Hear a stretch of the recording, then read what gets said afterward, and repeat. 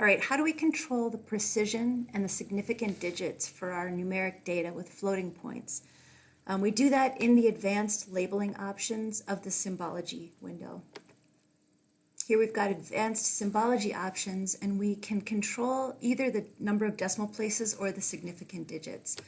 So if we round our significant digits down to maybe 2, that cleans that up quite a bit.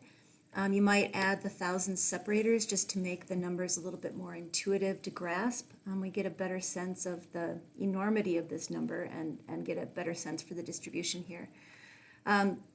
Another thing that you could try doing is calculating these so that instead of tons per year, we've got thousands of tons per year. So what I did in the attribute table is set up a new field and did a field calculation and divided the annual CO2 emissions by 1,000, and then we can symbolize that data.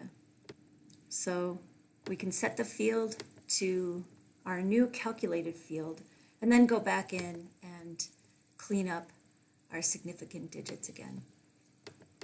You can experiment with decimal places instead, but I think the significant digits makes sense. We're stuck with this one decimal, but what we could do in this case is go into that one instance and just change our 1 label to read perhaps values less than 1 for this lowest class.